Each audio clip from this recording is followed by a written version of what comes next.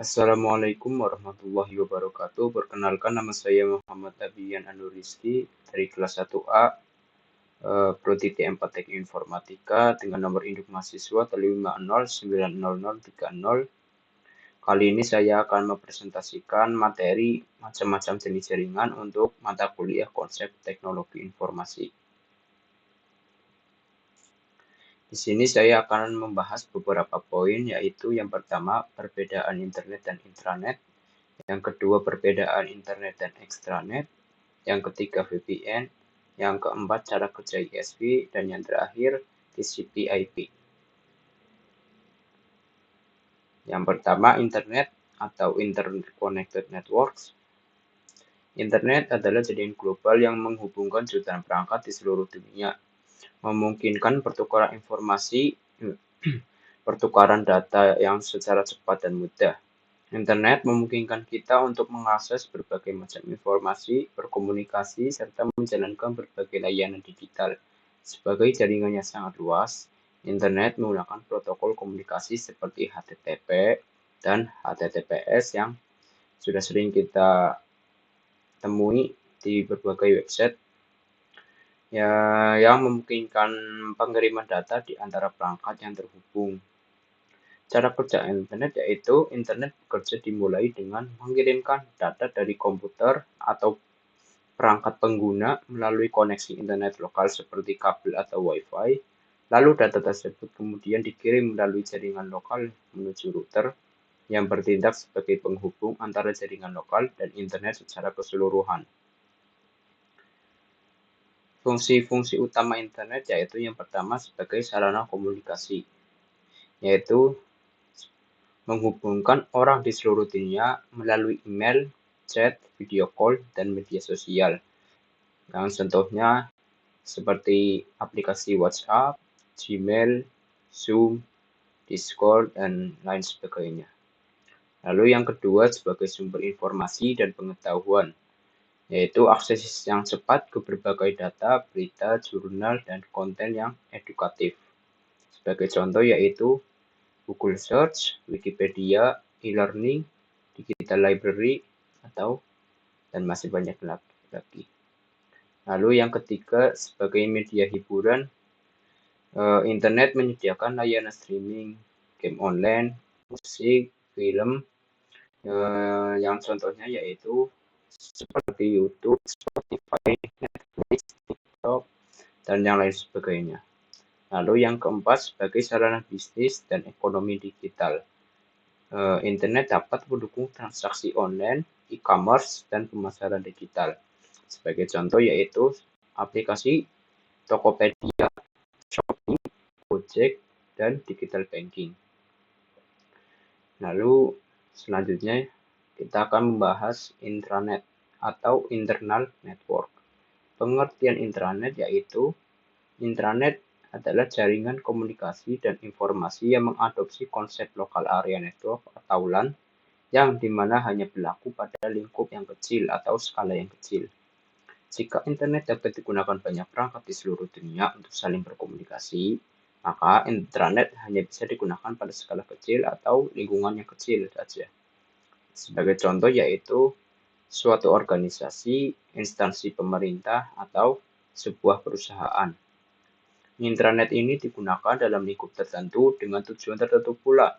Misalnya pada sebuah organisasi atau perusahaan yang sangat menjaga keamanan informasi-informasinya.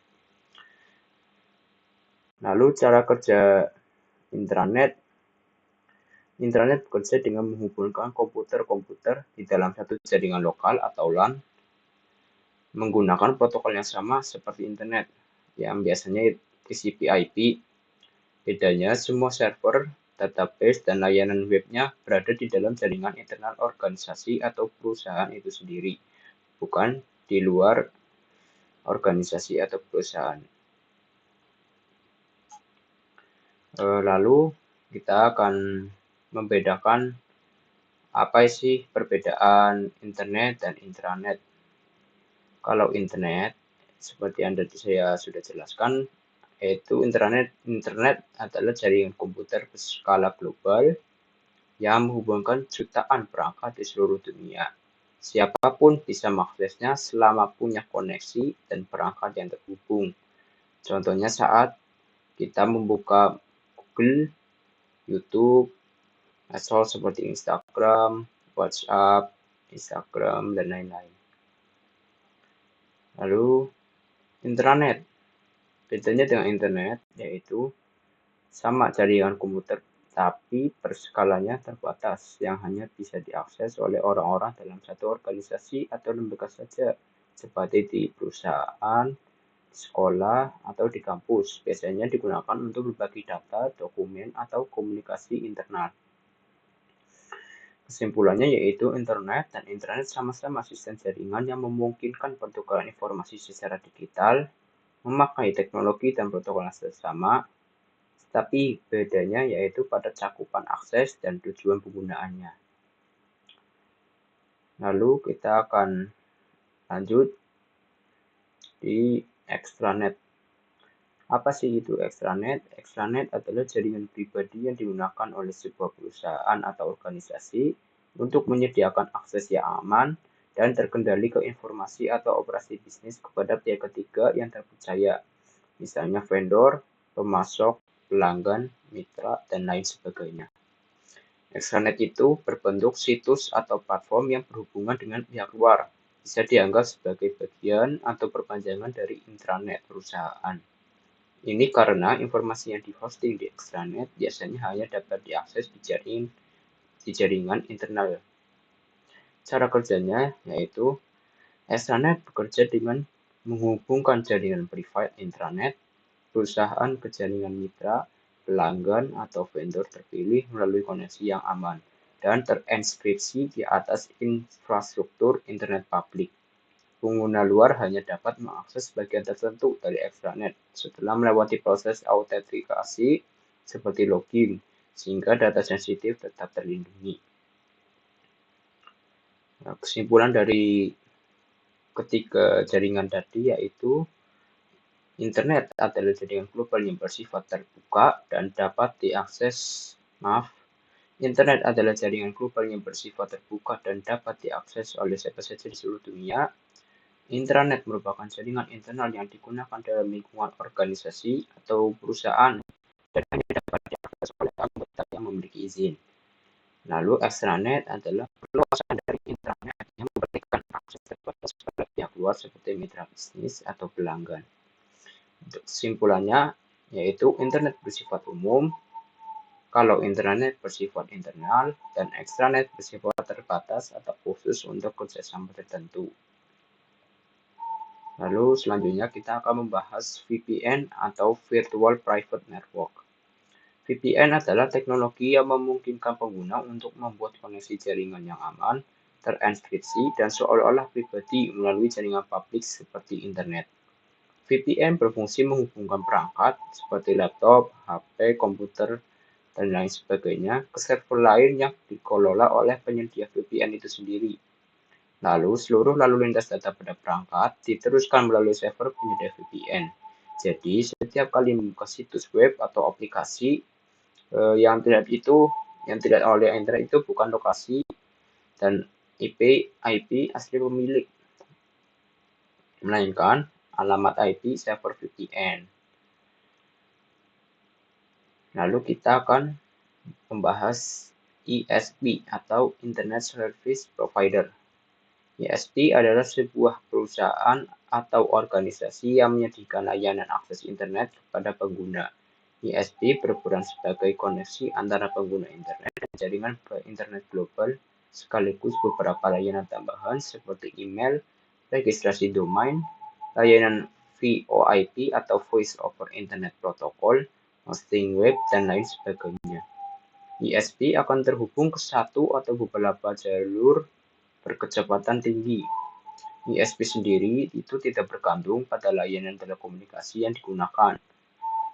ISP yang lebih besar memiliki jalur berkecepatan tinggi sehingga ISP mampu memberikan layanan yang lebih baik kepada para pelanggan.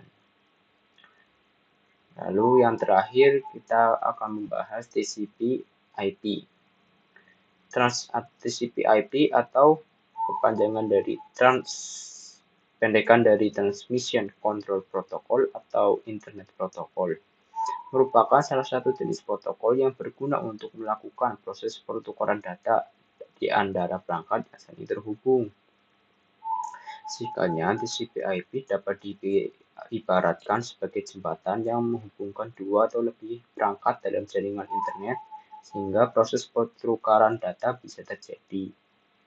Pengembangan protokol TCP/IP mulai dilakukan pada akhir dekade 1970-an, yang pada saat itu TCP/IP mulai dimanfaatkan sebagai protokol standar yang menghubungkan beberapa komputer dan jaringan menjadi area jaringan yang luas. Area jaringan ini kemudian dikenal sekarang sebagai Wide Access Network atau WAN.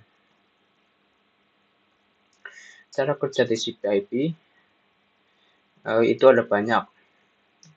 Saya akan membacanya dari satu-satu dari awal, yaitu yang pertama, ketika kita mengirim data atau membuka situs, data itu dipecah menjadi potongan-potongan kecil yang disebut paket oleh TCP.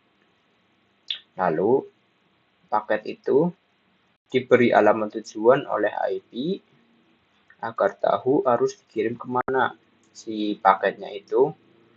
Lalu dikirim melewati berbagai jalur jaringan sampai tiba di komputer tujuan. Di sisi penerima, TCP akan memeriksa apakah semua paket sudah sampai lengkap. Kalau ada yang hilang, TCP meminta mengirim ulang. Setelah lengkap, paket-paket itu disusun kembali menjadi data utuh seperti semula. Misalnya teks, bisa gambar, atau video yang akan kita buka. Singkatnya, IP mengatur arah dan alamat pengiriman data, sedangkan TCP itu bertugas memastikan data sampai dengan lengkap dan berurutan. Jadi kurang lebih itu adalah pembahasan macam-macam jaringan dari saya. Kurang lebihnya mohon maaf bila penyampaian yang kurang jelas. Saya akhiri. Wassalamualaikum warahmatullahi wabarakatuh.